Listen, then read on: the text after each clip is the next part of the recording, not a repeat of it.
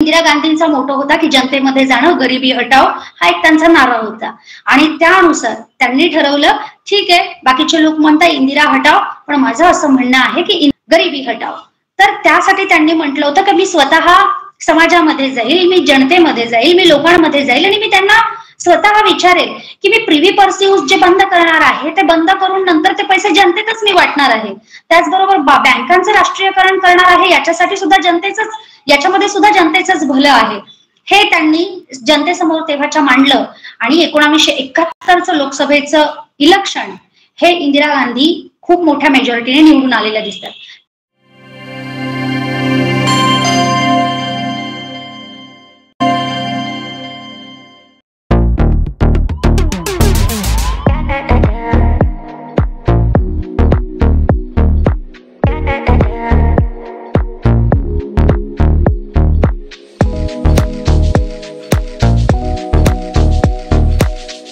जगाला शांतता आणि करुणेचा शांततेचा महान संदेश देणारे महाकारुणिक तथागत सिद्धार्थ सम्यक संबुद्ध, आपली मान उंच करून जगण्याचा अधिकार देणारे भारतरत्न विश्वभूषण बोधिसत्व परमपूज्य डॉक्टर बाबासाहेब आंबेडकर, या समाजासाठी ज्या महान माता आणि महामानवांनी स्वतःचा देह आणि आयुष्य झिजून सर्व बहुजनांसाठी शोषित पीडितांसाठी सुखाची द्वारं खुली केली, सोन्याचे क्षण आपल्या जीवनात आणले, त्या सर्वच महान माता महामानवांना, त्यांच्या विचारांना, त्यांच्या क्रांतीला, त्यांच्या जीवनातील झिजलेल्या प्रत्येक क्षणाला मी त्रिवार अभिवादन करते.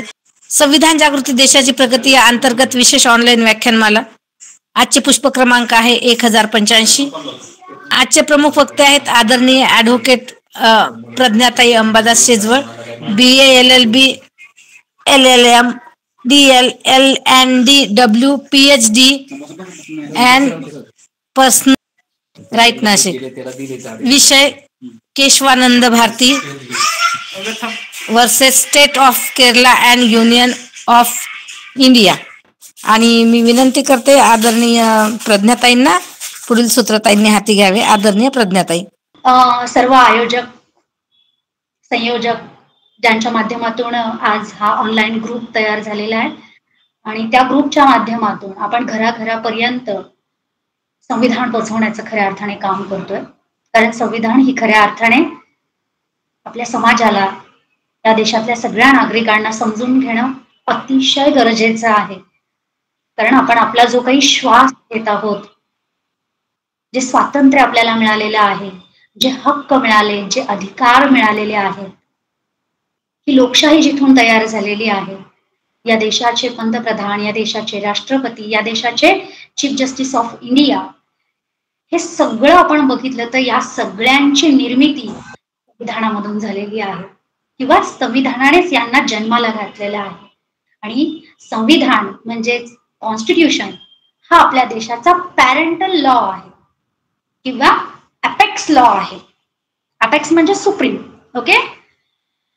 आता हे संविधान आपण बघत असताना यापूर्वी आपण काय बघितलं याचा थोडक्यात आपण आढावा घेऊ, म्हणजे आपण पुन्हा एका फ्लो मध्ये येतो आणि जे आपल्याकडनं विसरून गेलं असतं पुन्हा त्याचा एक टच आपल्याला मिळतो आणि आठवणीत येतं. म्हणून आपण बघणार आहोत की संविधान बघत असताना आता जी उद्देशिका वाचली त्या उद्देशिकेमध्ये जे काही शब्द आपण वाचलेले आहेत, ज्याच्यामध्ये आपण secular, socialist, democratic, Republic, sovereign या शब्दांचे अर्थ काय होतात हे आपण बघितलं. आणि मी नेहमीच सांगितलं की प्रत्येक लॉला एक प्रिएम्बल असतं, प्रत्येक लॉचं एक प्रस्ताविक असतं आणि त्या प्रस्तावनेतनं हे समजतं की हा लॉ नेमका कुठल्या गोष्टीसाठी बनवलेला आहे किंवा या लॉ मध्ये काय काय प्रोविजन दिलेले आहेत, कशाच्या संदर्भात हा लॉ बनवलेला आहे, हे सगळं त्या प्रस्तावनेतून समजतं. तसंच आपल्या संविधानाची जी प्रस्तावना आहे त्या प्रस्तावनेमधून आपल्याला कळतं की मला माझ्या संविधानाने काय काय बहाल केलेलं आहे, आमच्या देशामध्ये काय काय आहे हे आपल्याला त्या प्रस्तावनेतनं कळतं किंवा आपल्या घटनेत काय आहे हे आपल्याला प्रस्तावनेमधून कळत असतं. ही प्रस्तावना आपण बघितली होती इन डिटेल मध्ये. त्याच्यामध्ये आपण बघितलं की आपल्याला कशा कशाच्या संदर्भामध्ये न्याय देण्यात आलेले आहे. जसं आपण बघितलं की जस्टिस आपल्याला मिळालेला आहे जो इकॉनॉमिकल आहे, सोशल आहे, पॉलिटिकल आहे. त्यानंतर आपण बघितलं की आपल्याला लिबर्टी आहे, आपल्याला स्वातंत्र्य आहे. कशा कशाचं स्वातंत्र्य आहे तर आपल्याला स्वतःचं मत स्पष्टपणे व्यक्त करण्याचं स्वातंत्र्य आहे. त्याचबरोबर आपल्याला आवडेल अशा धर्मावरती विश्वास ठेवण्याचा, त्याचबरोबर त्याचा प्रचार प्रसार करण्याचा आपल्याला स्वातंत्र्य दिलेलं आहे. आणि त्यानंतर आपल्याला इक्वालिटी दिलेली आहे. ती कशामध्ये दिलेली आहे? तर आपल्याला अपॉर्च्युनिटी दिलेली आहे. म्हणजे आपल्याला काय दिलेली आहे? संधीची समानता आपल्याला दिलेली आहे, हे आपण बघितलं. आणि त्यानंतर आपण बघितलं की या देशामध्ये बंधुभाव असेल, त्याचबरोबर या देशाचं ऐक्य आणि एकात्मता जपून ठेवण्यासाठी, सांधून ठेवण्यासाठी आम्ही सर्व भारतीय नेहमीच प्रयत्न करणार आहोत, अशा पद्धतीचं ते प्रास्ताविक आहे. हे आपण सुरुवातीला बघितलं होतं. त्यानंतर आपण आर्टिकल सुरू केलेले होते, ज्याला मराठीत आपण कलम म्हणतो. ठीक आहे ना. तर त्या आर्टिकल 1 पासून 4 पर्यंत आपण बघितलं की भारत म्हणजे नेमकं काय, भारताचं नाव काय असेल. इंडिया दॅट इज भारत हे आपण त्याच्यात बघितलं होतं, ज्याला ब्रिटिश इंडिया म्हणायचे. पण स्वातंत्र्यानंतर जो इंडिया आहे त्या इंडियाला आपण काय संबोधणार आहोत, तर त्याला आपण भारत म्हणणार आहोत, हे आपण बघितलं. त्याचबरोबर त्या भारतामध्ये काय काय असणार आहे, जसं आपण बघितलं की काही संघराज्य असतील, त्याचबरोबर काही राज्य असतील, हे आपण बघितलं.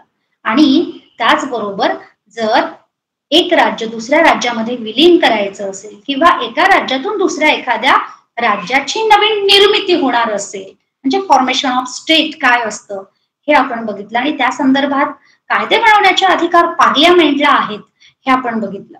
त्याचबरोबर अल्टरेशन ऑफ बाउंड्रीज जर झाल्या किंवा युद्धात आपण एखादा देश किंवा एखादा भाग आपण जिंकला, तर तो भारताचा भूभाग कसा ठरवला जाईल, त्या संदर्भात लॉ बनवण्याचे अधिकार पार्लियामेंटला कसे देण्यात येणार, हे सगळं आपण त्याच्यामध्ये बघितलं होतं, जे आर्टिकल 1 पासून 4 मध्ये आपण डिस्कस केलं. त्यानंतर आपण बघितलं आर्टिकल 5 पासून 11 पर्यंत, ज्याच्यामध्ये आपल्याला नागरिकत्व कशा पद्धतीने बहाल होतं, ज्याला आपण सिटिझनशिप म्हणतो, हे आपण बघितलं की भारताचं नागरिकत्व कुणाकुणाला आणि कशा कशा माध्यमातून बहाल केलेलं आहे, हे आपण इन डिटेलमध्ये बघितलं. किंवा एखादा पाकिस्तानमध्ये राहणारा व्यक्ती होता आणि तो 14 मार्च 1948च्या अगोदर पुन्हा भारतात आला, तर त्याला जे नागरिकत्व भारताचं बहाल केलंय, तर त्याला कुठल्या कंडिशन फुलफिल कराव्या लागल्या, कुठले ग्राउंड्स त्याला सॅटिस्फाईड करावे लागले, हे पण आपण बघितलं. त्याचबरोबर भारताच्या भूमीत जन्माला आलेला व्यक्ती पण तो त्याच्या लाईफ टाइम मध्ये कुठे फॉरेन मध्ये जाऊन जर सेटल्ड झाला, तिथे त्यांनी तिथे लग्न केलं, तिथे त्याला मुलं झाली आणि त्या मुलांच्या लाईफ टाइम मध्ये त्यांना भारतामध्ये यायचं असेल आणि भारताचं नागरिकत्व पाहिजे असेल, तर त्यांना कुठले ग्राउंड सॅटिस्फाईड करणं गरजेचं आहे, हे सगळं आपण त्याच्यामध्ये बघितलेलं होतं आर्टिकल 5 पासून 11 पर्यंत. देन आपण आलो होतो आर्टिकल 12. आर्टिकल 12 हे सगळ्यात महत्वाचं आहे, कारण फंडामेंटल राईटची सुरुवात, ज्याला आपण संविधानाची एक मेन चौकट म्हणतो, ज्याला फंडामेंटल राईट, ज्याला मूलभूत हक्क आपण ज्याला म्हणतो, त्या हक्कांची सुरुवात आर्टिकल 12 पासून होते. 12 ते 35 याच्यामध्ये आपल्याला फंडामेंटल राईट दिलेले. आणि मी नेहमीच सांगते की फंडामेंटल राईट्स वेगळे असतात आणि लीगल राईट्स वेगळे असतात. लीगल राईट्स म्हणजे कुठले, जसं आपण म्हणतो वोटिंगचा राईट हा लीगल राईट आहे. फंडामेंटल राईट्स म्हणजे जे आपल्याला जन्माने मिळतात किंवा बाय नॅचरली मिळत असतात, त्याला नॅचरल राईट्स असं सुद्धा म्हटलं जातं.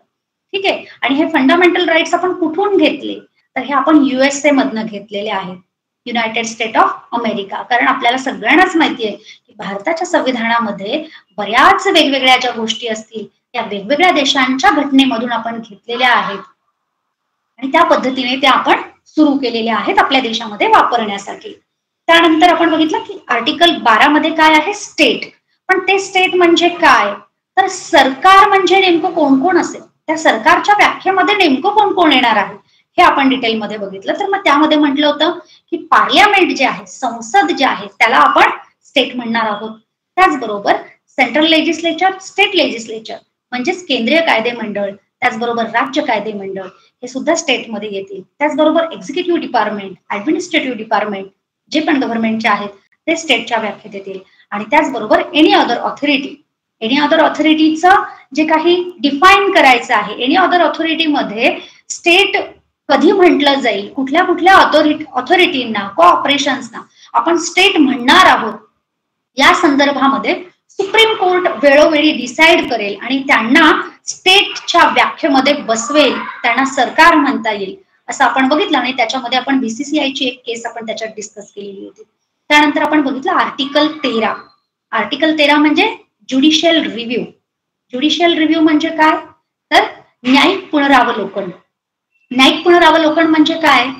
संसद जे काही लॉ बनवते किंवा संसद ज्या काही घटना दुरुस्ती करत असते, त्यांनी केलेल्या घटना दुरुस्ती किंवा त्यांनी बनवलेले लॉ हे फंडामेंटल राईट्सशी कन्सिस्ट आहेत किंवा नाही, सुसंगत आहेत किंवा नाही, हे चेक करण्याचा अधिकार हा सुप्रीम कोर्टाला देण्यात आलेला आहे. म्हणजेच काय, केंद्रीय कायदेमंडळ असू देत किंवा राज्य कायदेमंडळ असू देत, हे जे काही लॉ बनवतात त्यांनी बनवलेले लॉ यांच्यामुळे कुठेही फंडामेंटल राईटचं व्हायोलेशन तर होत नाही ना, हे चेक करायचं. ते वापरण्याच्या योग्यतेचे आहेत किंवा नाही आहे हे चेक करण्याचा अधिकार कुणाचा आहे? सुप्रीम कोर्टाचा आहे. त्याचबरोबर आपल्या भारतामध्ये आजही आपण बरेचसे कायदे हे ब्रिटिशांनी बनवलेले आहेत आणि ते आजही आपण तंतोतंत आपल्या देशाच्या सिच्युएशनला लागू होतात. गरजेनुसार आपण त्याच्यामध्ये काही दुरुस्ती करत असतो, पण आजपर्यंतचा IPC जो होता, इंडियन पिनल कोड, अतिशय मोठा, अतिशय उत्कृष्ट, अतिशय दर्जेदार असा तो फौजदारी पिनल कोड होता, जो आत्ताच आपण 2 वर्षापूर्वी रिपील करण्यात आलेला आहे. आणि त्याच्याऐवजी आता दुसरा BNS नावाचा एक कायदा आलेला आहे, जो आता आपण पिनल साठी वापरतो किंवा वापरत असतो. तर हे जे काही अगोदरचे लॉ होते, 1950च्या अगोदरचे जे काही लॉज होते, त्या लॉज मध्ये जर एखादी प्रोव्हिजन अशी असेल की त्या प्रोव्हिजनमुळे फंडामेंटल राईटचं व्हायोलेशन होत असेल, तर ते लॉज किंवा ती एक पर्टिक्युलर प्रोसिजर ही रद्द करणं किंवा काढून टाकणं आणि तिथे नवीन प्रोसिजर बनवणं, हे चेक करण्याचा अधिकार सुप्रीम कोर्टाचा होता. म्हणजेच काय, 1950च्या अगोदरचे जे कायदे आपण वापरतो आहेत ते पण चेक करायचे, ते फंडामेंटल राईटशी सुसंगत आहेत किंवा नाही आहेत. त्याचबरोबर याच्या पुढे 1950 नंतर जे जे काही कायदे बनवले जातील ते केंद्रीय कायदेमंडळाद्वारे असू देत किंवा राज्य कायदेमंडळाद्वारे असू देत,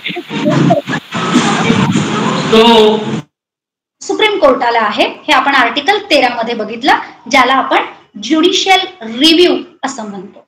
त्यानंतर आपण बघितलं आर्टिकल 14, जे सगळ्यात मोठं आहे, सगळ्यात महत्वाचं आहे, that is equality before law and equal protection of law. म्हणजेच काय, कायद्यासमोर सर्व समान आणि कायद्याचं सर्वांना समान संरक्षण हे त्या आर्टिकलमध्ये देण्यात आलेलं आहे. आणि आपण बघितलं की आपण नेहमी म्हणतो की आर्टिकलमध्ये देण्यात आलेलं आहे की कायद्यासमोर सर्व समान आणि कायद्याचं सर्वांना समान संरक्षण, पण असं कुठे दिसत नाही. कारण आपलंच संविधान सांगतं की absolute equality it is a myth. Absolute समानता आपण देऊ शकत नाही. ऍब्सोल्यूट समानता देण्यासाठी इथली सोशियल किंवा इथली राजकीय किंवा इथली आपण म्हणूयात की प्रत्येक व्यक्तीची फिजिकल कपॅसिटी, इंटेलेक्च्युअल कपॅसिटी ही वेगवेगळी आहे, सामाजिक कपॅसिटी वेगवेगळी आहे, सामाजिक दर्जा वेगवेगळा आहे. त्याच्यामुळे त्यानुसार त्याला क्लासिफाईड केलं गेलेलं आहे, ज्याला आपण रिझनेबल क्लासिफिकेशन असं म्हटलंय. आणि त्याच्यात आपण उदाहरणं पण बरीच बघितलेली आहे की जसं काही मिनिस्टर आहे, पंतप्रधान आहेत, प्रेसिडेंट आहेत, यांना काही प्रिव्हिलेजेस असतात किंवा यांना आपण म्हणूया की खूप मोठ्या प्रमाणामध्ये सिक्युरिटी दिली जाते आणि सर्वसामान्य लोकांना ती मिळत नाही. आणि आपलं संविधान तर सांगतं कायद्यासमोर सर्व समान आहेत, पर्टिक्युलर लोकांना काही प्रिव्हिलेजेस मिळतात आणि सर्वसामान्यांना मिळत नाही. मिनिस्टर्स असतील तर त्या लोकांच्या जीवाला धोका आहे तर त्यांना Z+ सिक्युरिटी मिळते. तुमच्या आमच्यासारखा जर लेमॅन असेल आणि तो म्हणत असेल की माझ्याही जीवाला धोका आहे, तर आपल्याला एक साधा कॉन्स्टेबल सुद्धा मिळत नाही. तर आपल्याला असं वाटतं की हे कुठेतरी विरोधाभास दाखवणारं आहे, संविधानाच्या विरोधी आहे किंवा संविधान जी इक्वॅलिटी सांगतं ते इथे काही दिसत नाही. किंवा आपण बऱ्याचदा बघितलं की लिंगावरून भेद केला जाऊ नये असं म्हटलं जातं, कारण समानता आहे. पण त्याचं उदाहरण आपण बघितलं होतं की काही युनिव्हर्सिटीज असतात ज्या फक्त महिलांसाठी बनवल्या असतात आणि तिथे पुरुषांना एंट्री मिळत नाही. तेव्हा जर एखादा व्यक्ती तिथे चॅलेंज करायला लागला की माझ्या संविधानाने मला समानता सांगितलेली आहे, लिंगाच्या नावावरती भेदभाव करायचा नाही असं सांगितलेलं आहे, तरी सुद्धा भेदभाव होतो आहे. तर हे आपण इन डिटेल बघितलं, ज्याच्यामध्ये आपण काय बघितलं, आपल्या इक्वालिटीमध्ये reasonable classification is permitted but class legislature is not permitted, that is prohibited. आणि हे क्लास लेजिस्लेचर म्हणजेच काय, तर वेगवेगळ्या धर्मांच्या लोकांसाठी वेगवेगळ्या प्रकारचे फौजदारी कायदे बनवणं हे इथे मान्य होणार नाही, हे प्रोहिबिटेड आहे. कारण जुन्या काळांमध्ये आपल्याला माहिती आहे की जर एखाद्या ब्राह्मण व्यक्तीने चोरी केली तर त्याच्यासाठी शिक्षा वेगळी होती आणि तीच चोरी एखाद्या शूद्र व्यक्तीने केली तर त्याच्यासाठी शिक्षा वेगळी होती. हे काय होतं, लेजिस्लेचर, क्लास लेजिस्लेचर होतं. तर अशा पद्धतीची विभागणी करायची नाही. क्रिमिनल लॉ मध्ये कुठल्याही जाती धर्माचा भेदभाव होणार नाही किंवा जात धर्म वंश पंथ किंवा त्या व्यक्तीचं प्रेस्टिज बघून कुठल्याही प्रकारची शिक्षा दिली जाणार नाही. ती सगळ्यांसारखी एक समान असेल असं त्याच्यामध्ये म्हटलेलं आहे. आणि त्याच्यामध्ये आपण मनेका गांधींची केस बघितली. त्याचबरोबर आपण Maharashtra bar restaurant versus state of Bombay ही केस आपण डिटेलमध्ये बघितली. त्याचनंतर आपण नोटाची केस याच्यामध्ये डिस्कस केलेली होती की याच्यामध्ये जी काही सिक्रेसी आहे ती कशी मेंटेन झाली पाहिजे. जे निगेटिव्ह वोट करणारे लोक आहेत त्यांची सिक्रेसी मेंटेन झाली पाहिजे. जसं आपण म्हणूयात की एक पॉझिटिव्ह वोटिंग करणाऱ्यांची सिक्रेसी मेंटेन होते, तशीच निगेटिव्ह वोटिंग करणाऱ्यांची ही सिक्रेसी मेंटेन असायला हवी, हे त्याच्यामध्ये बघितलं. आता त्यानंतर ज्या पद्धतीने इतर आपले जे काही उपस्थित इथे मेंबर्स आहेत त्यांचे प्रश्न येत होते, त्यानुसार असं ठरवलं की आज आपण आर्टिकल 15 न बघता आज आपण बघणार आहोत Keshavananda Bharati versus state of Kerala and union of India. आता ही केस काय आहे, आता इथे जे जे कोणी नवीन असतील त्यांच्यासाठी थोडे लॉचे वर्ड्स किंवा केस लॉज काय असतात हे थोडंसं नवीन असेल, पण आता आपण जेव्हा संविधान शिकतो तेव्हा आपल्याला खूप मोठ्या प्रमाणामध्ये या केस लॉज काय आहे हे समजावून घेणं खूप गरजेचं असतं. कारण या वेगवेगळ्या केसमधून संविधानाचे वेगवेगळे अर्थ, संविधानाचं वेगवेगळं इंटरप्रिटेशन, वेगवेगळे जजमेंट्स याच्यातनं आलेले आपल्याला दिसतात. ठीक आहे. सो केशवानंद भारती हे भारताच्या इतिहासातली सगळ्यात मोठी अशी केस आहे जी भारताच्या प्रत्येक नागरिकाला माहीत असणं गरजेचं आहे. कारण आपले जेव्हा प्रश्न येतात की आजचे जे काही राजकारणी आहेत हे संविधानामध्ये काही बदल करत आहेत तर आपलं संविधान धोक्यात आहे का, किंवा आपलं संविधान संपवून डिक्टेटरशिप येईल का, लोकशाहीला कुठेतरी आपण म्हणूयात की धक्का लागेल का, ही जी आपल्या मनामध्ये एक भीती आहे ती भीती घालवण्यासाठी केशवानंद भारतीचं जे काही जजमेंट आलेलं आहे ते आपल्याला बघणं, समजावून घेणं फार गरजेचं आहे. कारण तुम्ही आम्ही जेव्हा सर्वसाधारणपणे चर्चा करत असतो तेव्हा आपण कधी लॉ पॉइंटवर बोलत नाही, आपण ढोबळ मान्याने बोलत असतो. कारण आपल्याला लॉ पॉइंट माहित नसतं, त्या केस लॉज माहित नसतं. मग माहित कुणाला असतात, तर जी लोक लॉ मध्ये आहेत, लॉचं शिक्षण घेत आहेत, ज्युडिशियरीमध्ये जात आहेत, त्या लोकांना या प्रत्येक केस लॉचा स्टडी करणं मस्ट आहे, ते समजून घेणं मस्ट आहे. तर त्यांनाच ते नॉलेज असतं, बाकी सर्वसामान्यांना या गोष्टी समजत नाही. सो आपल्या प्रत्येक नागरिकालाच या केस लॉज मधून काय काय पॅरामीटर बाहेर आलेले आहेत, कसे सुप्रीम कोर्टाने जजमेंट दिलेले आहेत आणि आपली लोकशाही कशा पद्धतीने जतन करून ठेवलेली आहे, सांभाळून ठेवलेली आहे हे बघणं खूप गरजेचं आहे. आता केशवानंद भारती बघत असताना आपल्याला थोडासा बऱ्याच गोष्टींचा आढावा घ्यावा लागणार आहे, ज्याच्यामध्ये आपण पहिली केस बघणार आहे, सगळ्यात महत्वाची आहे IC Golaknath versus state of Punjab. IC Golaknath versus state of Punjab इथून आपण सुरुवात करणार आहोत. आता इथून सुरुवात करण्याचं कारण काय आहे, तर आयसी गोलकनाथ या व्यक्तीची जवळपास 500 एकरची जमीन होती पंजाबमध्ये. पंजाबमध्ये आयसी गोलकनाथ या व्यक्तींची 500 एकर जमीन होती आणि पंजाब स्टेटने एक पंजाब लँड सिक्युरिटी ऍक्ट बनवला होता. पंजाब लँड सिक्युरिटी ऍक्ट बनवला होता कारण आपल्या संविधानामध्ये एक तरतूद आहे, आर्टिकल 31 मध्ये दिलेली आहे की हे सरकार आपल्या जमिनी किंवा प्रॉपर्टी अक्वायर करू शकतं पब्लिक इंटरेस्टसाठी, पण त्याच्या बदल्यात ज्यांच्या जमिनी ते अक्वायर करत आहेत त्यांना रिझनेबल असं कॉम्पेन्सेशन म्हणजेच काय, योग्य असं नुकसान भरपाई देणं गरजेचं आहे. आता हा पंजाब लँड सिक्युरिटी ऍक्ट याच्यामध्ये ज्या प्रोव्हिजन होत्या त्या काय होत्या, त्यांनी त्याच्यामध्ये स्पष्ट म्हटलं होतं की पंजाब मधल्या व्यक्तींना एका व्यक्तीकडे 30 एकर एवढीच जमीन, जास्तीत जास्त 30 एकर एवढी जमीन तो होल्ड करू शकतो किंवा तो त्याचा मालक म्हणून राहू शकतो. त्याच्यापेक्षा जर एक्सेस लँड त्याच्याकडे असेल तर ती सरप्लस लँड त्याला काय करावी लागेल, गव्हर्नमेंटला द्यावी लागेल. गव्हर्नमेंट ती जमीन काय करेल, अक्वायर करेल, असा तो लॉ होता. आणि आयसी गोलकनाथ मध्ये असं झालं होतं की गोलकनाथचा आणखी एक भाऊ होता आणि गोलकनाथ 30 एकर यांची 500 एकर जमीन होती, पण जो ऍक्ट आलेला होता पंजाब लँड सिक्युरिटी ऍक्ट याच्यानुसार त्या 500 एकर पैकी त्या दोघांकडे फक्त 60 एकर जागा एवढी जागा उरणार होती आणि उरलेली सगळी जागा जी आहे म्हणजेच किती 440 एकरची जी काही जागा आहे ती पूर्णपणे गव्हर्नमेंट जमा होणार होती. मग यांनी काय केलं, ही केस कोर्टामध्ये चॅलेंज केली आणि त्यांनी असं सांगितलं की प्रॉपर्टी ठेवणं हा आमचा फंडामेंटल राईट आहे आणि फंडामेंटल राईट स्टेट इन्फ्रिंज करू शकत नाही, असं त्यांचं म्हणणं होतं. आता फंडामेंटल राईटचा जो चॅप्टर आहे त्याच्यामधल्या article 19 sub clause 1 sub clause F मध्ये प्रॉपर्टी राईट दिलेला होता आणि तो आपला फंडामेंटल राईट होता. आणि फंडामेंटल राईट हा सरकार आपल्याकडून काढून घेऊ शकत नाही किंवा आपण स्वतःहून सुद्धा तो सरेंडर करू शकत नाही. आता ही जेव्हा केस चॅलेंज झाली सुप्रीम कोर्टात तेव्हा तेव्हाचे चीफ जस्टिस होते सुब्बाराव यांनी या केसमध्ये जो न्याय निर्णय दिला, जो डिसिजन दिलेला होता त्याच्यामध्ये त्यांनी सांगितलंय की पिटिशनरचं जे काही म्हणणं आहे किंवा हे जे काही दावा दाखल करणारे जे काही गोलकनाथ आहेत यांचं जे म्हणणं आहे की प्रॉपर्टी राईट हा फंडामेंटल राईट असल्यामुळे तो इन्फ्रिंज करता येत नाही, तो व्हायोलेट करता येत नाही, सरकार तो काढून घेऊ शकत नाही, फंडामेंटल राईट्स अमेंडमेंट करण्याचे अधिकार संसदेला नाही आहेत, असं जजमेंट गोलकनाथच्या केसमध्ये सुब्बारावनी दिलेलं होतं. आणि हे जे काही जजमेंट दिलं होतं हे जजमेंट गव्हर्नमेंटच्या अगेन्स्ट गेलेलं होतं. म्हणजेच काय, गव्हर्नमेंट कोण होतं तेव्हाचं, स्टेट ऑफ पंजाब, बरोबर आहे. आणि त्यांनी जो लँड रिफॉर्मेशन बनवला होता त्याला चॅलेंज करणारी ही केस होती आणि हे त्या गव्हर्नमेंटच्या अगेन्स्ट गेलेली केस होती.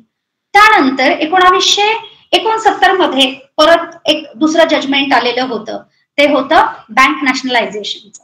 बँक नॅशनलायझेशन काय होतं तर इंदिरा गांधींनी ठरवलेलं होतं, कारण इंदिरा गांधींची एंट्रीज 69 मधली आपल्याला राजकारणामध्ये दिसते आणि त्या राजकारणात आल्या तसा त्या जास्तीत जास्त गरिबांच्या फेवरमध्ये होत्या किंवा जनतेच्या फेवरमध्ये काम करणं हा त्यांचा एक मोटो होता.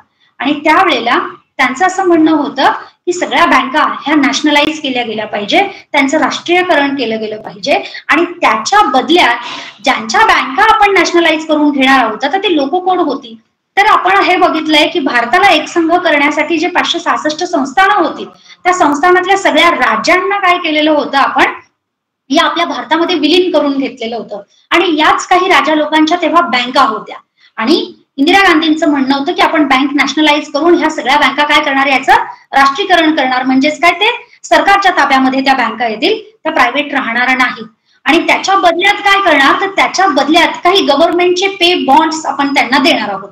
आता हे गव्हर्नमेंटचे पे बॉन्ड्स काय होते, तर ज्या व्यक्तींच्या बँका ते घेत होते काढून त्यांना त्याच्या बदल्यामध्ये ते काही बॉन्ड्स देत होते, पे बॉन्ड्स देत होते. पण ते पे बॉन्ड्स जे होते ते कॅश होणार होते पुढच्या 10 वर्षांनंतर.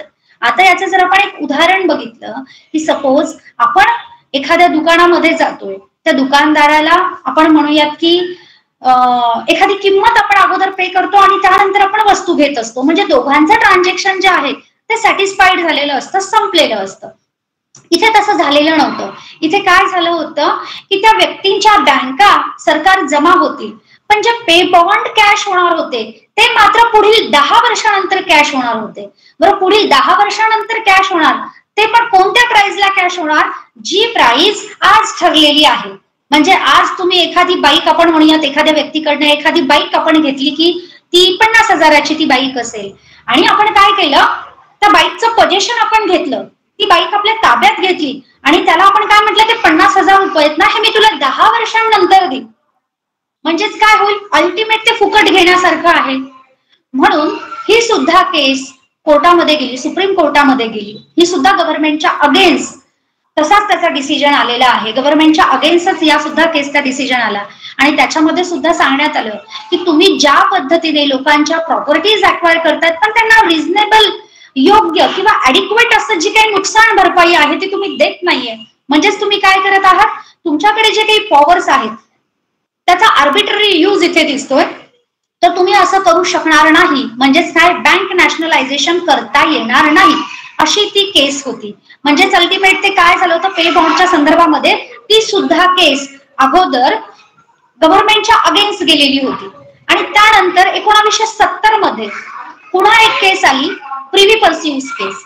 ती प्रिव्ही पर्स्यूज केस म्हणजेच Madhavrao Scindia versus union of India अशी ती केस आहे आणि त्याच्यामध्ये सुद्धा डिसिजन असाच देण्यात आला. प्रिव्ही पर्स्यूज काय होते, तर आपण हे नेहमीच बघितलं की 566 संस्थांना एकत्र करण्यासाठी ते जे काही राजे होते त्यांना आपल्या कॉन्स्टिट्यूशन मध्ये आर्टिकल 363 ची एक प्रोव्हिजन बनवण्यात आली होती आणि त्यानुसार त्यांना जे काही फॉर्मल रूलर्स आहेत, म्हणजे जे काही जुने राजे होते ज्यांनी त्यांची संस्थानं भारतात मर्ज केली, यांना भारताच्या गंगाजळीतनं प्रत्येक वर्षाला एक पर्टिक्युलर अमाऊंट द्यायची अशी प्रोव्हिजन आर्टिकल 363 मध्ये टाकण्यात आलेली होती. आणि गव्हर्नमेंटचं म्हणणं होतं की हे प्रिव्ही पर्सिव्स काढून घेतले पाहिजे आणि त्यासाठी त्यांनी केलेलं होतं, राष्ट्रपतींना एक आदेश काढायला लावला आणि त्यांनी सांगितलं की हे राजे जे काही आहेत यांना प्रिव्ही पर्सिव्स द्यायचे नाही, ते प्रिव्ही पर्सिव्स बंद करून टाकायचे. आणि त्यासाठी त्यांनी एक हुकूम काढला होता, एक ऑर्डर काढली होती. आणि त्या राष्ट्रपतीच्या ऑर्डरला सुद्धा हे जे काही राजे रजवाडे होते, जे काही राजे होते ज्यांना प्रिव्ही पर्सिव्स अलाउड झालेले होते, त्यांनी पुन्हा ते सुप्रीम कोर्टामध्ये चॅलेंज केलं होतं आणि ती सुद्धा केस पुन्हा गव्हर्नमेंटच्या अगेन्स्ट गेलेली होती. कारण त्याच्यामध्ये सुद्धा स्पष्टपणे असं सांगण्यात आलं की प्रिव्ही पर्सिव्स राष्ट्रपतीच्या ऑर्डरने बंद करता येणार नाही, कारण राष्ट्रपतींपेक्षा संविधान मोठं आहे आणि संविधानामध्ये अशी प्रोव्हिजन दिलेली आहे, एक स्पेशल आर्टिकल त्याच्यामध्ये देण्यात आलेलं आहे आणि त्याच्यामध्ये यांना प्रिव्ही पर्सिव्स प्रत्येक वर्षाला दिलं गेलं पाहिजे असं म्हटलेलं आहे. त्याच्यामुळे हे सुद्धा गव्हर्नमेंट करू शकणार नाही असं स्पष्टपणे सांगण्यात आलं. आता त्यातच इंदिरा गांधी ज्या आहेत यांनी पुन्हा 1971 मध्ये त्यांचं जे काही इलेक्शन होतं लोकसभेचं, त्यांनी पुन्हा एकदा लोकसभेचं इलेक्शन कॉल केलं, कारण की त्यावेळेचे त्यांचे जे काही त्यांच्या पक्षातले जे काही लोक होते ते इंदिरा गांधींच्या अजेंड्याच्या विरोधात होते. आणि ऍक्च्युली मोरारजी देसाई हे सुद्धा इंदिरा गांधीजींच्या अपोज मध्ये होते आणि त्यावेळेला खऱ्या अर्थाने काँग्रेसमध्ये फूट पडलेली होती. काँग्रेस ओ आणि काँग्रेस पी असे दोन वेगवेगळे जे काही गट आहेत ते तेव्हा तयार झालेले होते आणि त्यावेळेचे सगळेच जनता दल असेल किंवा इतर कुठले त्यावेळेचे पक्ष हे इंदिरा गांधींच्या पूर्णपणे विरोधातच होते. आणि त्यामुळे इंदिरा गांधींनी 1971चं जे काही इलेक्शन होतं ते इलेक्शन लोकसभेचं त्यांनी पुन्हा कॉल केलं आणि त्यावेळेला त्यांचे जे सगळे विरोधक होते त्या विरोधकांचा त्यांनी एक अजेंडा किंवा एक नारा त्यांनी दिला होता, इंदिरा हटाव. ओके, इंदिरा हटाव. का बरं? तर त्यांनी बँक नॅशनलायझेशन करायचं ठरवलं, त्याचबरोबर प्रिव्ही पर्सिव्स बंद करायचं ठरवलं, या ज्या काही गोष्टी त्या करत होत्या आणि या सगळ्याच गोष्टींच्या अगेन्स्ट लोक होते. कारण इंदिरा गांधींचा मोटो होता की जनतेमध्ये जाणं, गरिबी हटाव, हा एक त्यांचा नारा होता आणि त्यानुसार त्यांनी ठरवलं ठीक आहे बाकीचे लोक म्हणतात इंदिरा हटाव, पण माझं असं म्हणणं आहे की गरिबी हटाव. तर त्यासाठी त्यांनी म्हटलं होतं की मी स्वतः समाजामध्ये जाईल, मी जनतेमध्ये जाईल, मी लोकांमध्ये जाईल आणि मी त्यांना स्वतः विचारेल की मी प्रिव्ही पर्सिव्स जे बंद करणार आहे ते बंद करून नंतर ते पैसे जनतेतच मी वाटणार आहे. त्याचबरोबर बँकांचं राष्ट्रीयकरण करणार आहे, याच्यामध्ये सुद्धा जनतेचंच भलं आहे. हे त्यांनी जनतेसमोर तेव्हाच्या मांडलं आणि 1971चं लोकसभेचं इलेक्शन हे इंदिरा गांधी खूप मोठ्या मेजॉरिटीने निवडून आलेल्या दिसतात.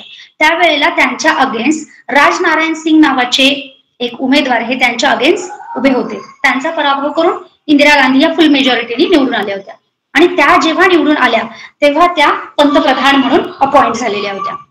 आता जशा त्या पंतप्रधान म्हणून अपॉइंट झाल्या, आता ऍक्च्युली त्यांचं एक नेचर होतं की त्या इतर कुणाचं राजकीय पक्षांचं किंवा इतर लोकांचं जास्त काही ऐकायच्या नाही, तर स्वतः त्यांना जे काही वाटेल ते स्पष्टपणे करायच्या. त्याच्यामुळे बाकीचे लोक जे आहेत त्यांचे पक्षातले ते त्यांच्या विरोधात जात होते की एक त्यावेळेचा सगळ्यात महत्वाची गोष्ट अशी होती की पुरुष प्रधान संस्कृतीमध्ये एक स्त्री राजकारणामध्ये येऊन एवढ्या मोठ्या प्रमाणामध्ये स्वतःचं वर्चस्व किंवा स्वतःचा विचार एवढा ठामपणे मांडते आहे, कुणाचंही ती ऐकत नाही, ते कुठेतरी त्या पुरुषी अहंकारांनाही धक्का लागण्यासारखं होतं आणि त्यामुळे ते इंदिराजींच्या ऍब्सोल्युटली विरोधामध्येच होते. त्याचा परिणाम असा झाला की राजनारायण सिंग हे त्यावेळेला पराभूत झालेले होते आणि हे जे काही बँक नॅशनलायझेशनच्या केस ह्या गव्हर्नमेंटच्या अगेन्स्ट अगोदरच गेलेल्या होत्या, त्यानंतर प्रिव्ही पर्सिव्स गव्हर्नमेंटच्या अगेन्स्ट गेलेलं होतं. त्याचबरोबर गोलकनाथ मध्ये जे काय सुब्बाराव यांनी दिलेलं जजमेंट होतं आणि त्यामध्ये त्यांनी सांगितलं होतं की संसदेचं जे काही अमेंडमेंट करण्याच्या ज्या काही पॉवर्स आहेत या लिमिटेड असतील किंवा ते फंडामेंटल राईट्सला ते अमेंड करू शकत नाहीत असं त्याच्यामध्ये जजमेंट आलं होतं. म्हणजे अल्टिमेट या सगळ्या गोष्टी गव्हर्नमेंटच्या अगेन्स्ट होत्या आणि हे कुठेतरी इंदिरा गांधींना खटकत होतं. त्यावेळेला ते बोलले की आता सध्याचा प्रॉब्लेम काय, जेव्हा त्या पंतप्रधान झाल्या तेव्हा त्यांना सांगितलं की जे गोलकनाथची जी केस आहे त्याच्यामध्ये सुप्रीम कोर्टाचे जस्टिस सुब्बाराव म्हणतात की फंडामेंटल राईट्स हे अमेंड करता येणार नाहीत किंवा ते फंडामेंटल व्हायोलेशन होईल असेच लॉज तुम्हाला बनवता येणार नाही.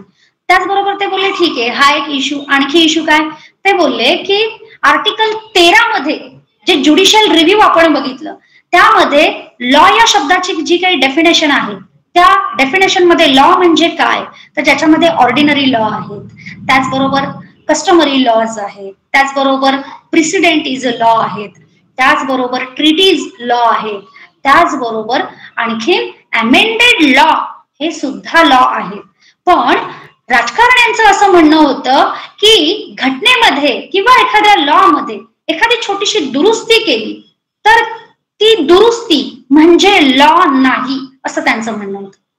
आणि त्यामुळे जस्टिस सुब्बारावने दिलेले जे काही जजमेंट होतं आर्टिकल 13ला धरून जे काही जजमेंट दिलेलं होतं त्याच्यामध्ये त्यांनी म्हटलंय की लॉ या शब्दाच्या व्याख्येमध्ये ऑर्डिनरी लॉ ऍज वेल ऍज अमेंडेड लॉ या दोन्हीही गोष्टींचा समावेश होतो असं त्याच्यात त्यांचं म्हणणं होतं. म्हणजेच काय, अल्टिमेटली गव्हर्नमेंटला काय पाहिजे होतं की आम्ही जी घटना दुरुस्ती करतो ही ऍब्सोल्यूट असायला पाहिजे, आमच्या घटना दुरुस्तीच्या अधिकारावर कुठलेही लिमिटेशन असता कामा नये.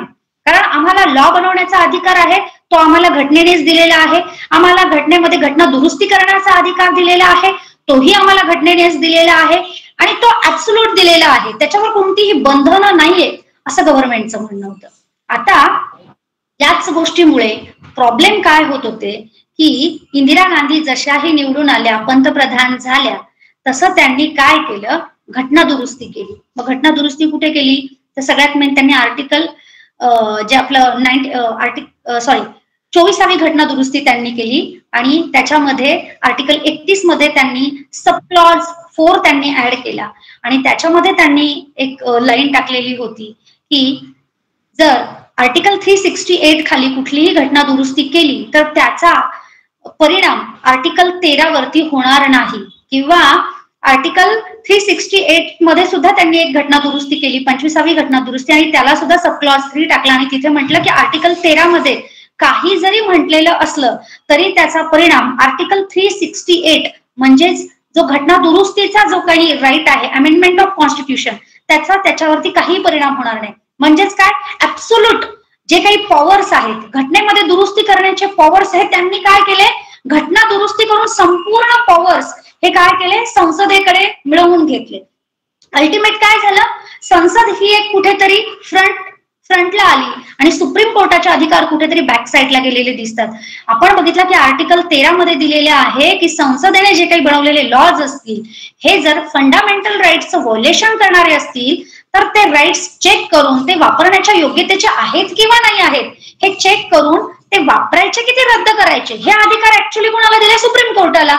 पण इथे घटना दुरुस्ती करून काय केलं यांनी, डायरेक्टली सगळेच आपण म्हणूयात की असं डायरेक्ट म्हटलं की आर्टिकल 13ला सब क्लॉज 4 टाकला आणि त्याच्यामध्ये म्हटलं की जर आर्टिकल 368 खाली कुठलीही घटना दुरुस्ती केली तर त्याच्यामुळे आर्टिकल 13चा त्याच्यावर कुठलाही परिणाम राहणार नाही. म्हणजे ते तुम्ही चेक करूनच बघा, किंवा जर आर्टिकल 13 मध्ये काही गोष्टी दिलेल्या आहेत की ते वापरायचं की नाही वापरायचं याचा काही फरक पडणार नाही.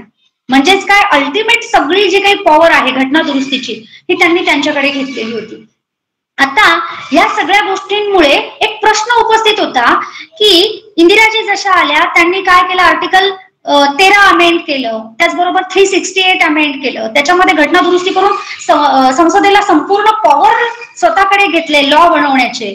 त्यानंतर त्यांनी प्रिव्ही पर्सिव्ह बंद करण्यासाठी, प्रिव्ही पर्सिव्हची केस त्यांच्या अगेन्स्ट गेलेली होती म्हणून त्यांनी आर्टिकल 363 डायरेक्ट घटनेतनं डिलीट करून टाकलं. कारण की ते म्हणत होते की प्रिव्ही पर्सिव्ह बंद करता येणार नाही असं सुप्रीम कोर्ट म्हणतं आणि इंदिरा गांधी म्हटलं का बंद करता येणार नाही, तर त्याचं उत्तर होतं की घटनेमध्ये प्रोव्हिजन दिलेली आहे की जे फॉर्मल रूलर्स आहेत, जे काही अगोदरच्या संस्थानिक होते, यांनी यांचं राज्य भारतात विलीन केल्यामुळे त्यांना भारताच्या गंगाजळीतनं वर्षाला काहीतरी पैसे दिले गेले पाहिजे आणि याच्यासाठी आर्टिकल 363 स्पेशल बनवलेलं होतं. मग त्यामुळे एवढाच प्रॉब्लेम आहे का, 363 मुळे आपण यांचे प्रिव्ही पर्स्यूज बंद करू शकत नाही, तर एक काम करा, घटना दुरुस्ती करा आणि त्या आर्टिकलच डिलीट करा. आणि त्यांनी त्याच पद्धतीने त्या आर्टिकल डायरेक्ट डिलीट करून टाकलं. आर्टिकल डिलीट केलं तसं परत हे जे काही संस्थानिक होते हे पुन्हा सुप्रीम कोर्टामध्ये गेले आणि सुप्रीम कोर्ट तेव्हा म्हटलं की आता आम्ही काहीच करू शकत नाही. म्हणे का काही करू शकत नाही, तर बोलले ज्या आर्टिकलच्या खाली तुम्हाला प्रिव्ही पर्स्यू देत होतो घटनेमध्ये आता ते आर्टिकलच शिल्लक नाहीये. म्हणजेच काय, आर्बिट्ररीनेस. संविधानामध्ये घटना दुरुस्ती करून महत्वाचे जे आर्टिकल आहे ते डायरेक्ट डिलीट केले जात होते. त्या गव्हर्नमेंटला जे जे पाहिजे त्यांच्या सोयीचं जे आहे ते त्याच्यामध्ये ऍड करत होते. भलेही तेव्हा त्यांचा मोटो जनतेच्या कल्याणाचा असेल, समाजाच्या कल्याणाचा असेल, पण हा काय झाला, आर्बिट्ररीनेस झाला. संपूर्ण अधिकार त्यांनी स्वतःकडे घेतलेले होते. त्याचबरोबर सगळ्यात महत्वाची गोष्ट अशी होत होती की यांचे जे काही अधिकार आहेत याला काहीतरी लिमिटेशन्स असायला पाहिजे. आणि जर यांच्या अधिकारांवर लिमिटेशन नसतील तर उद्या एखादं आपण म्हणूयात सरकार येईल आणि ते फंडामेंटल राईटचा पूर्ण चॅप्टरही डिलीट करून टाकेल. मग आपण कुठे जायचं? आणि मग आपली जी लोकशाही आहे ही डिक्टेटरशिप मध्ये बदलून जाईल. मग हे जे काही संसदेचे जे काही संविधानामध्ये अमेंडमेंट करण्याचे जे काही त्यांना पॉवर्स आहेत हे लिमिटेड आहेत की अनलिमिटेड आहे, हे कसे चेक करायचे? याच्यासाठी या सगळ्या लोकांनी ठरवलं की आपल्याला या गोष्टीला चॅलेंज करायचंय. आपल्याला गव्हर्नमेंटचे किंवा संसदेचे जे काही पॉवर्स आहेत संविधानामध्ये घटना दुरुस्ती करण्याचे हे आपल्याला चॅलेंज करायचे. मग हे चॅलेंज करण्यासाठी त्यांनी ठरवलं की आता आपल्याला काय करावं लागेल, तर त्या अगोदर बरेच जेव्हापासून स्वातंत्र्य मिळालं तेव्हापासून तर जवळपास 70, 71, 72, 73 पर्यंत खूप साऱ्या केसेस ज्या काही सुप्रीम कोर्टात, हायकोर्टात दाखल होत्या त्या जास्तीत जास्त प्रॉपर्टी राईटला धरून दाखल होत होत्या, जमिनींच्या अधिकारांच्या संदर्भात दाखल होत होत्या. आणि मग त्याच्यातलीच एक केस ती म्हणजे केशवानंद भारती ही एक केस होती. आता झालं काय, Keshavananda Bharati versus state of Kerala. Keshavananda Bharati नावाचे एक केरळाच्या एका मठाधिपती होते आणि त्यांची जवळपास 700-800 एकरची त्या मठाची जागा होती आणि ती सुद्धा केरला लँड रिफॉर्म्स ऍक्टनी यांच्याकडनं काढून घेण्यात आली होती. आणि म्हणून केशवानंद भारतीच्या नावाने, ते मठाधिपती असल्यामुळे त्यांच्या नावाने केरळाच्या कोर्टामध्ये त्या जमिनीचं हे मॅटर दाखल केलेलं होतं आणि सांगितलेलं होतं की हा आमचा फंडामेंटल राईट आहे, या प्रॉपर्टी आमचा फंडामेंटल राईट आहे, गव्हर्नमेंट आमच्याकडनं कशा पद्धतीने काढून घेत आहे. त्यानुसार त्याला ते चॅलेंज केलेलं होतं. आता काय होतं, जेव्हा सुप्रीम कोर्टामध्ये एखादा महत्वाचा इश्यू घेऊन जायचंय किंवा चॅलेंज करायचंय तर त्याच्यासाठी काही पिटिशन्स ह्या चेक केल्या जातात की त्या मुद्द्याला धरून अगोदर काही पिटिशन्स कोर्टात फाईल झाल्यात का. मग त्याच पिटिशन चेक करून जर त्याच्यामध्ये काही अमेंडमेंट करायची असेल, काही दुरुस्ती करायची असेल तर त्या दुरुस्ती करून पुन्हा तीच पिटिशन त्याच्यामध्ये बाकीचे सगळेच प्रॉब्लेम क्लब केले जातात, एकत्र केले जातात आणि ते पिटिशन पुन्हा सुप्रीम कोर्टामध्ये दाखल केलं जातं. आता जेव्हा ही केस दाखल करायची होती त्यावेळेला सगळ्यात मोठा प्रश्न होता की ही केस द्यायची कुणाकडे. म्हणजे महाराष्ट्रामध्ये किंवा भारतामध्ये असा कोणता वकील आहे, असं कोण कॉन्स्टिट्युशनल एक्सपर्ट आहे की ज्यांच्याकडे आपण ही केस सुपूर्द करू आणि जे आपल्याला न्याय देऊ शकते. तर त्यावेळेचे आणि आतापर्यंतही कधी झाले नाही आणि होणार नाही असे अतिशय हुशार आणि कॉन्स्टिट्युशनल एक्सपर्ट असे नानीभाई जिजीभाई पालखीवाला, हे नानी पालखीवाला यांना त्या केसमध्ये जे काही पिटिशनर आहेत त्यांच्या बाजूने वकील म्हणून त्यांच्याकडे वकीलपत्र त्यांना द्यायला लावलं. आता जेव्हा त्यांनी नानी पालखीवाल्यांनी या संदर्भामध्ये चॅलेंज करायचं ठरवलं तेव्हा त्यांनी केशवानंद भारतीचं पिटिशन बघितलं जे केरळा स्टेटच्या अगेन्स्ट होतं आणि लँडच्या संदर्भामध्ये होतं.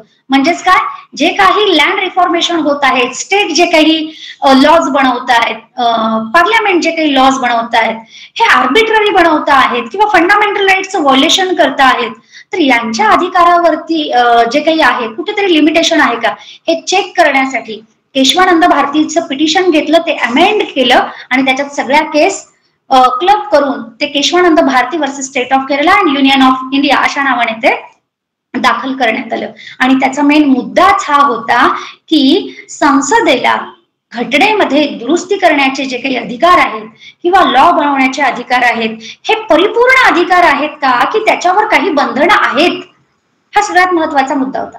आता ही अशा पद्धतीने केस आली, पण त्याच्या अगोदरची एक थोडी पार्श्वभूमी बघूयात.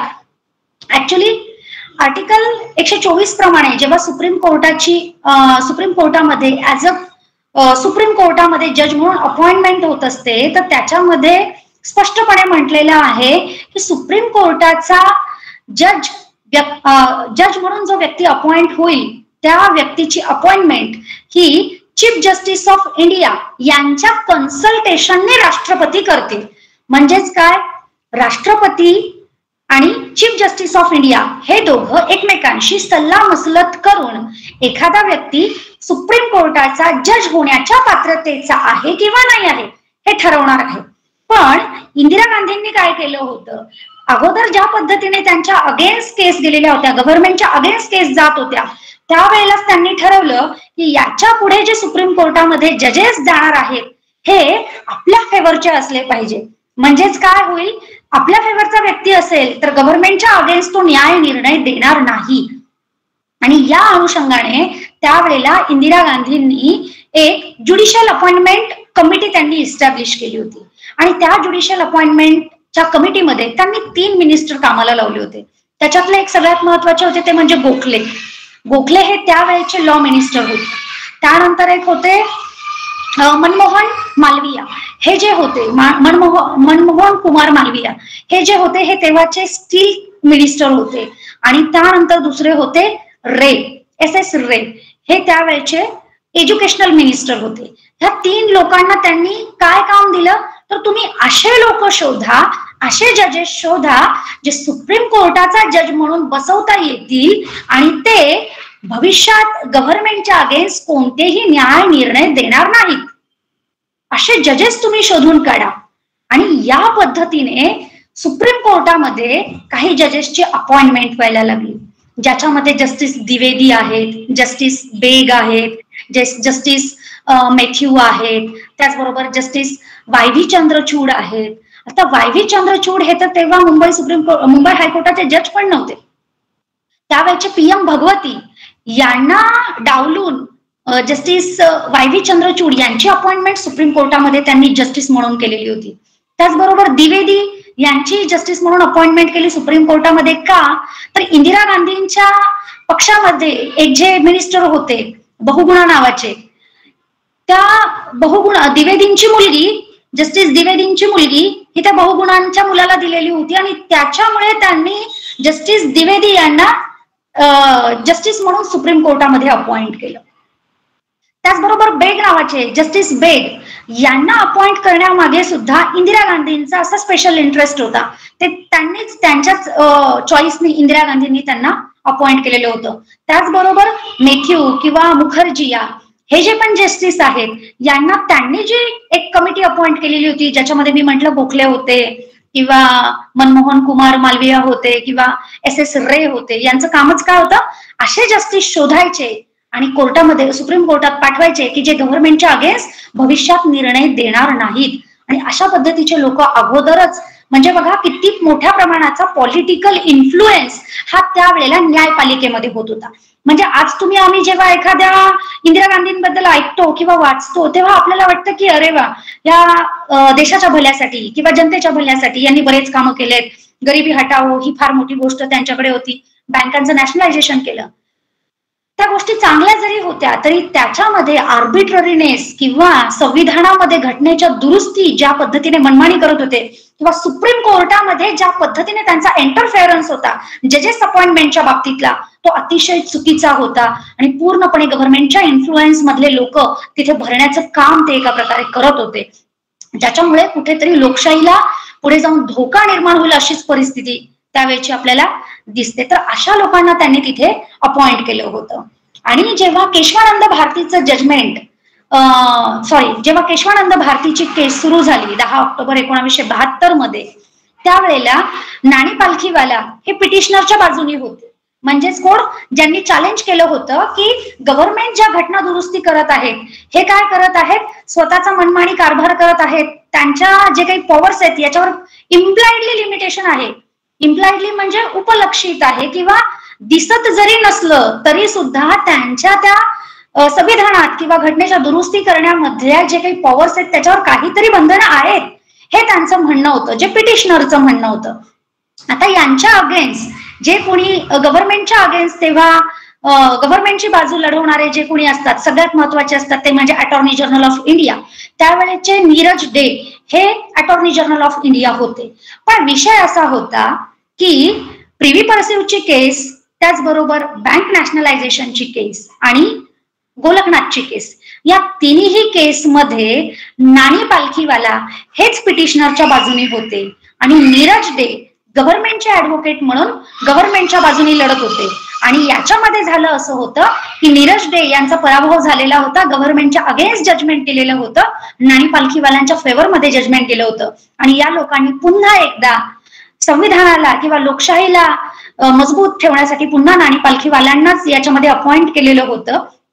आता प्रश्न पडला की आपल्या देशाचे अटॉर्नी जनरल ऑफ इंडिया तर नीरज डे आहेत, पण यांनी अगोदरच्या केसमध्ये जो काही रिझल्ट दिलाय तो पूर्णपणे निगेटिव्ह आहे आणि नानी पालखीवाले इतके हुशार आहेत की ते यांना काही सुचू देणार नाहीत आणि अगोदरच हे हारलेले आहेत. मग त्यांनी विचार केला की आणखी एक यांना असिस्ट करणारा असा कुणीतरी तोडीस तोड असा ऍडव्होकेट आपल्याला शोधावा लागेल. आणि मग त्यांनी HM शेरवई नावाचे एक प्रख्यात ऍडव्होकेट होते, त्यांना शोधलं. आणि ऍक्च्युली HM शेरवई आणि नानी पालखीवाला हे ऍक्च्युली दोघं हे चांगले मित्र होते. दोघंही एकाच सिनियरच्या हाताखाली शिकलेले होते, त्याच्यामुळे प्रश्नच नव्हता. दोघंही तेवढेच तोडीस तोड होते. HM शेरवई बोलले की ठीक आहे, मी ही केस घ्यायला तयार आहे, मी गव्हर्नमेंटच्या बाजूने लढायला तयार आहे, पण विषय असा आहे जे पण डिफेन्सचं जे ओपनिंग स्टेटमेंट असतं त्याचं ओपनिंग मी पहिल्यांदा करेल, असं शेरवईंचं म्हणणं होतं. बरोबर, म्हणजे एखाद्या केसमध्ये जेव्हा पिटिशनर जो दावा दाखल करतो तो त्याची बाजू कोर्टासमोर जाऊन मांडतो, तो सांगतो की मी हा दावा का दाखल केला, माझं याच्यात काय म्हणणं आहे, आणि त्याला डिफेन्स करणारे जे डिफेन्स लॉयर असतात ते नंतर त्यांची बाजू मांडायचं काम करत असतात. तर आता इथे डिफेन्स करणारे, जे गव्हर्नमेंटच्या बाजूने डिफेन्स करणारे होते, हे दोघं जण होते. एक म्हणजे attorney general of India Neeraj day आणि दुसरे त्यांना असिस्ट करणारे HM शेरवई. HM शेरवई हे अतिशय हुशार असल्यामुळे त्यांचं असं म्हणणं होतं की मी ओपनिंग करणार आहे डिफेन्स साईडचं, आणि नीरज यांचं असं म्हणणं होतं की मी या देशाचा ऍडव्होकेट आहे, मी या देशाचा सगळ्यात महत्वाचा असा काय म्हणतो आपण गव्हर्नमेंटच्या बाजूचा जो काही ऍडव्होकेट आहे, या देशाचा सगळ्यात महत्वाचा गव्हर्नमेंटचा advocate attorney general of India मी आहे, तर मी पहिल्यांदा ओपनिंग करेन. याच्यामुळे त्या दोन वकिलांमध्ये भांडण होतं. म्हणजे त्यांना एकच बाजू लढवायची होती, पण त्या दोघांमध्येच ठरलेलं नव्हतं की आधी कोण बोलणार. आता जेव्हा 10 ऑक्टोबर 1972 रोजी पहिलं आर्ग्युमेंट कोर्टामध्ये सुरू झालं, त्यावेळेला नानी पालखीवाल्यांनी दमदारपणे आपली बाजू मांडली आणि त्यांनी हे सांगितलं की संसदेला जो काही घटना दुरुस्ती करण्याचा अधिकार आहे याच्यावरती इम्प्लाइडली म्हणजे उपलक्षित म्हणजेच अस्पष्टपणे काही बंधनं टाकलेले आहेत किंवा काही लिमिटेशन टाकलेले आहेत, असं नानी पालखीवाल्यांनी ओपनिंग केलं. आता जसं नानी पालखीवाल्यांनी ओपनिंग केलं तसं डिफेन्स लॉयर अटॉर्नी जनरल हे मोठे असल्यामुळे किंवा हे एक देशाचा ऍडव्होकेट असल्यामुळे, गव्हर्नमेंटचा ऍडव्होकेट असल्यामुळे त्यांनी त्याला काउंटर करणं, सुरुवात करणं गरजेचं होतं. पण HM शेरवईंनी कुठल्याही प्रकारे कुणाचाही कन्सर्न न घेता डायरेक्ट ते उठले आणि त्यांनी स्पष्टपणे कोर्टासमोर काय बोलले ते म्हटले नानी पालखीवाला यांचं जे काही म्हणणं आहे हे ऍब्सोल्यूट बरोबर आहे. आता बघा, जेव्हा एखादा डिफेन्सचा लॉयर पिटिशनरच्या फेवरमध्ये एखादं स्टेटमेंट करतो तर ऍब्सोल्युटली जे डिफेन्सचे दोघं लॉयर आहेत त्यांच्या पुन्हा भांडणं लागणार आहेत.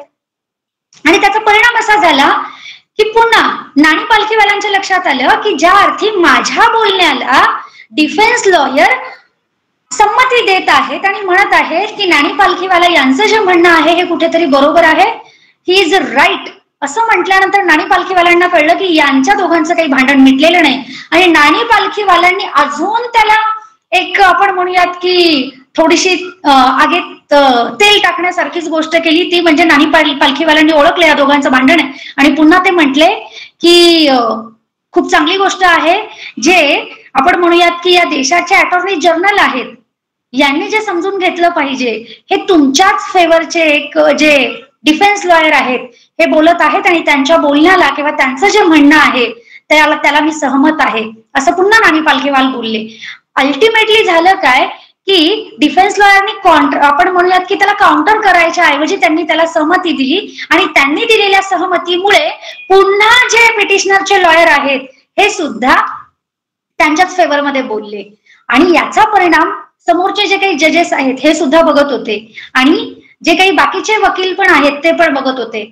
अल्टिमेट होत असं होतं की जे डिफेन्स लॉयर आहेत यांचं म्हणणं असं होतं की संविधानामध्ये कुठलीही अशी प्रोव्हिजन लिहून ठेवलेली नाही आहे की ज्याच्यात असं नमूद केलेलं आहे की जे संविधानाला घटना दुरुस्तीचे अधिकार दिलेले आहेत ते लिमिटेड आहेत किंवा त्याच्यावर काहीतरी बंधनं आहेत.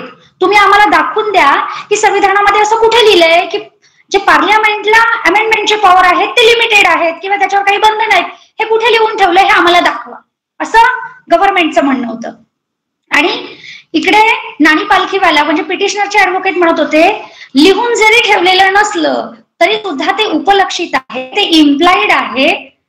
जर इम्प्लाइडली आपण काही गोष्टींना बघितलं तर आपण असं म्हणू शकत नाही की हवा आपल्याला डोळ्याने दिसत नाही, हवेला आपण हात लावू शकत नाही, ती उचलू शकत नाही, म्हणजे हवेचं अस्तित्व नाही आहे असं कुणी म्हणेल का? अजिबात नाही म्हणणार.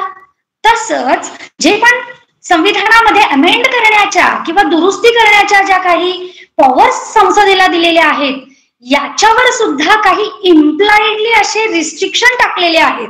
ते स्पष्टपणे जरी लिहिलेले नसले तरी ते आहेत हे समजून घ्या.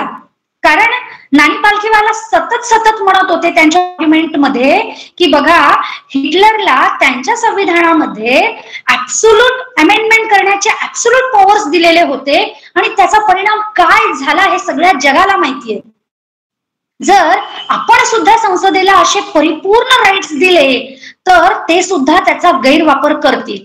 आता गव्हर्नमेंटच्या लोकांचं म्हणणं होतं की असं कशाला आम्ही करू, आम्ही असं का करू?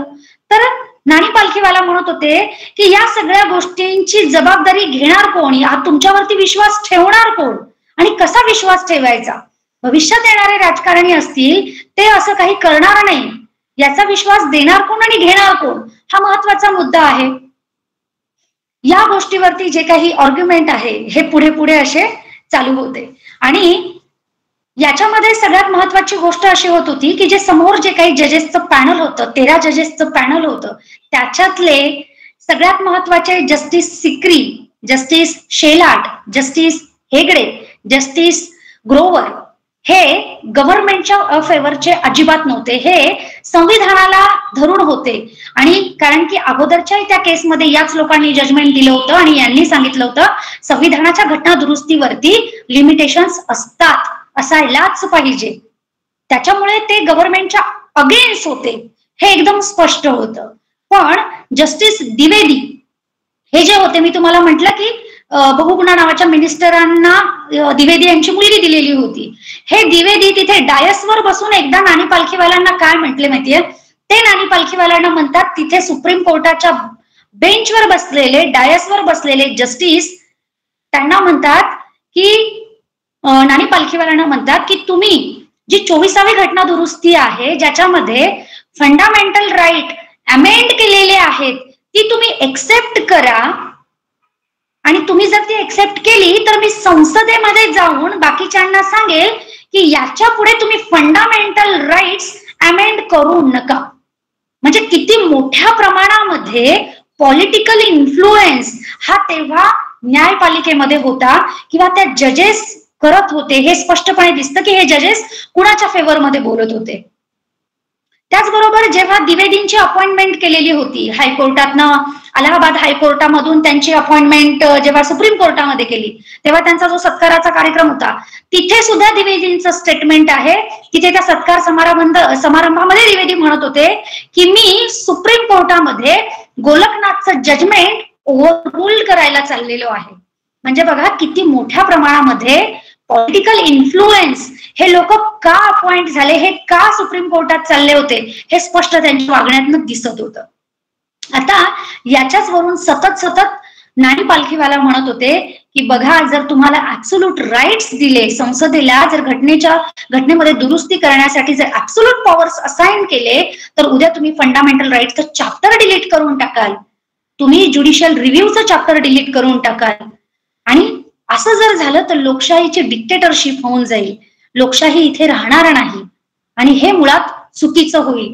म्हणून जरी स्पष्टपणे कुठेही म्हटलेलं नसलं की संविधानामध्ये दुरुस्ती करण्याच्या संदर्भात संसदेला लिमिटेशन्स नाही आहेत, तरी सुद्धा असं नाही आहे, लिमिटेशन्स आहेत, लिमिटेशन्स असायलाच पाहिजेत.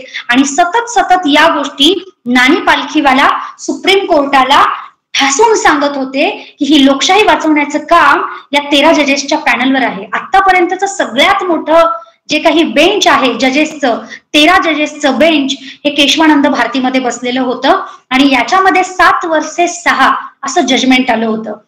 आता बघा, जे काही गव्हर्नमेंट होतं यांनी एवढ्यावरच हे थांबले नव्हते की यांनी आपल्या फेवरमध्ये जजमेंट देणारे जजेसच बसवले नाही, तर त्यांना कुठेतरी दिसत होतं की जस्टिस सिकरी, शेलाट, हेगडे, ग्रोवर हे आपल्या अगेन्स्ट असणार आहेत.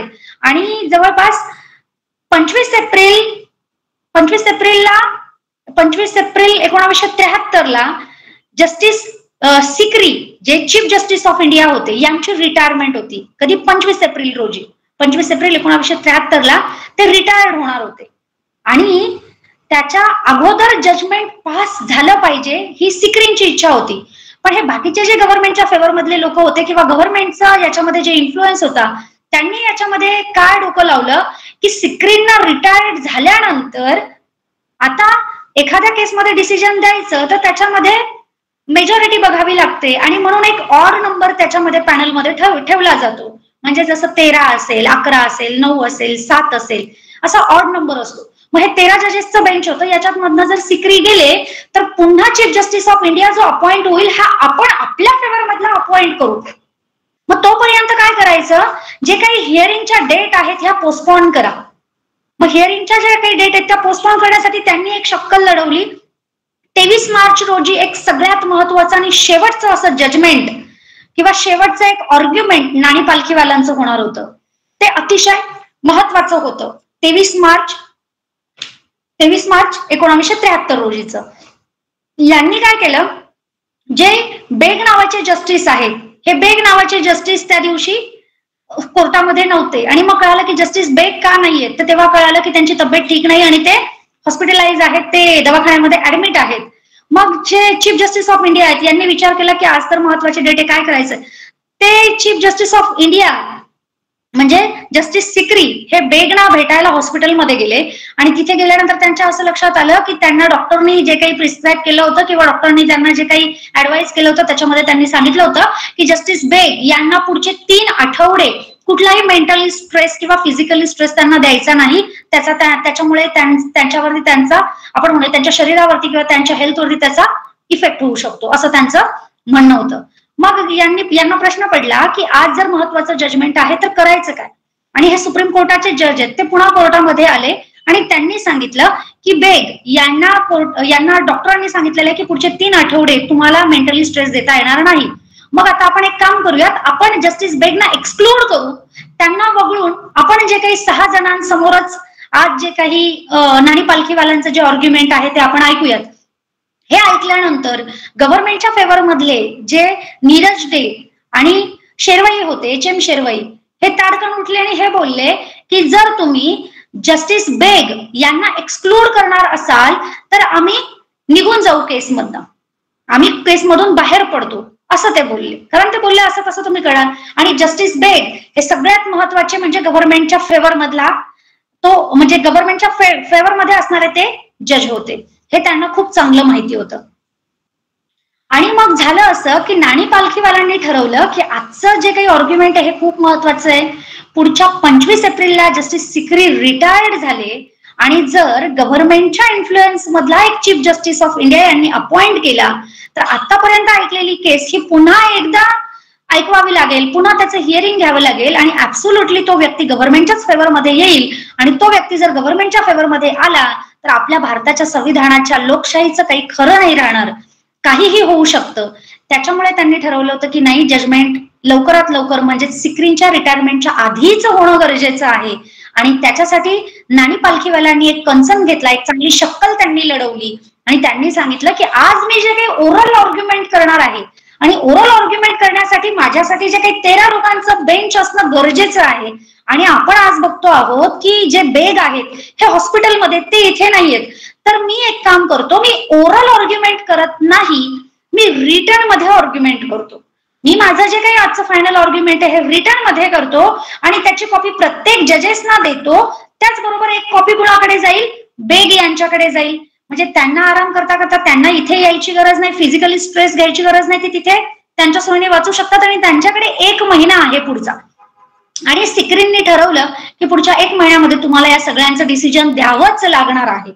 आणि अशा पद्धतीने फायनली 24 एप्रिल 1973 रोजी 7 वर्सेस 6 या मेजॉरिटीने जे काही बेसिक स्ट्रक्चरचं जे काही डॉक्ट्रिन आहे, बेसिक स्ट्रक्चरचं डॉक्ट्रिन म्हणजे काय, तर जे काही संसदेला घटनेमध्ये दुरुस्ती करण्याचे अधिकार आहेत हे लिमिटेड आहेत, ते ऍब्सोल्यूट नाही आहेत, त्याच्यावर बंधनं आहेत. हे फार महत्वाचं आहे.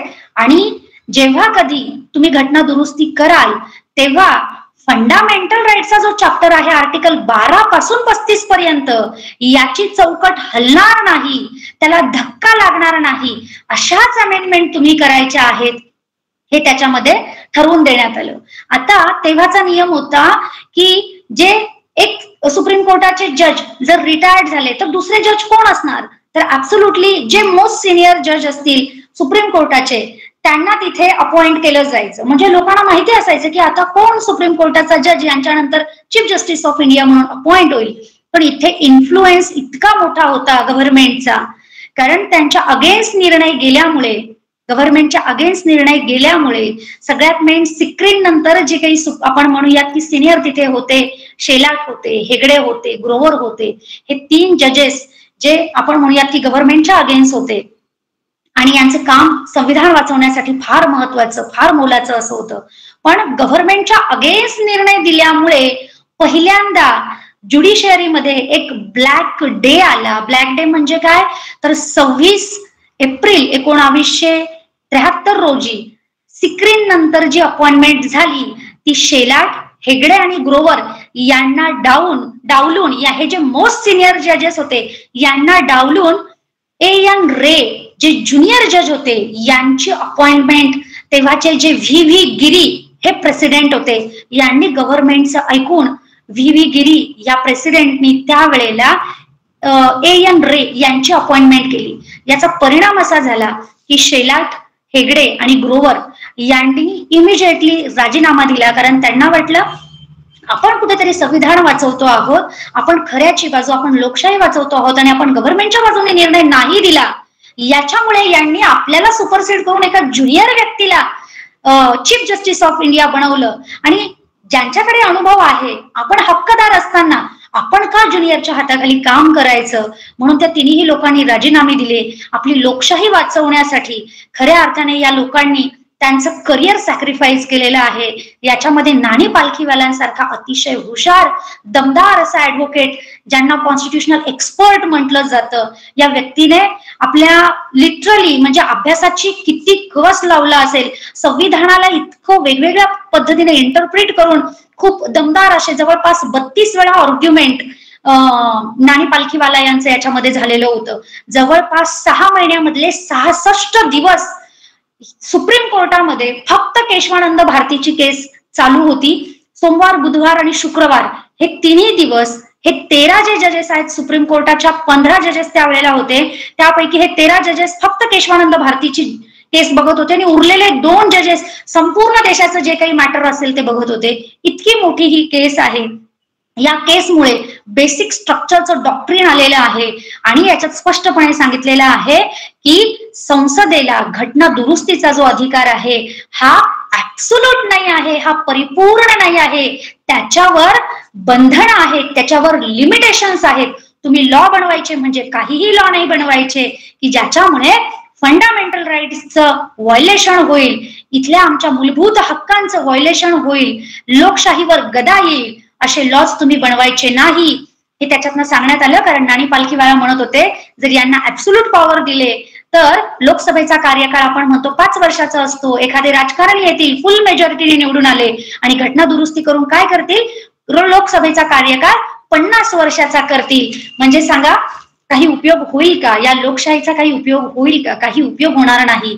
असे वेगवेगळे उदाहरणं प्रत्येक वेळेला नाणी पालखीवालांनी त्या जजेसच्या पॅनल समोर ठेवले आणि संविधानाला मजबूत करण्याचं काम केलं. त्याचबरोबर बेसिक स्ट्रक्चरचं डॉक्ट्रिन आलं. त्या बेसिक स्ट्रक्चरमध्ये म्हटलंय की फंडामेंटल राईट्स ही बेसिक स्ट्रक्चरची एक चौकट असणार आहे, जी मी तुम्हाला सांगते आर्टिकल 12 पासून 35 मध्ये आपले फंडामेंटल राईट आहेत. म्हणून संसदेने असे कोणतेही कायदे बनवायचे नाहीत की ज्याच्यामुळे फंडामेंटल राईट्सचं व्हायोलेशन होईल. किंवा आपण म्हणूयात की जे ज्युडिशियल रिव्ह्यू आहे हे आपण म्हणूयात की प्रोटेक्ट करणं, जो सुप्रीम कोर्टाचा अधिकार आहे संसदेने बनवलेल्या लॉच्या बाबतीमध्ये चेक करण्याचा जो काही राईट आहे तो प्रिझर्व करण्याचा सगळ्यात महत्वाचा कॉन्सेप्ट याच्यातनं आलेला आहे. इंडिपेंडेंट ऑफ ज्युडिशियरी, ज्युडिशियरीमध्ये राजकारण्यांचा हस्तक्षेप होता कामा नये. जर तसं झालं तर उद्या भविष्यात किती वाईट परिस्थिती येईल हे पण त्याच्यातनं त्यांनी सांगितलं. आता एवढं कळलं की आपलं संविधान हे कोणते लॉ बनवू शकत नाही की ज्याच्यामुळे तुमचे आमचे जे मूलभूत हक्क आहेत याच्याही पुढे जाऊन राजकारणी काही त्याच्यावरती थांबलेले नव्हते. त्यांनी त्याच्यासाठी काय शक्कल लढवली आणि पुढे त्याचा काय परिणाम झाला हे आपण पुढच्या एपिसोडमध्ये बघूयात. आजच्या दिवशी आपण इथे थांबूयात.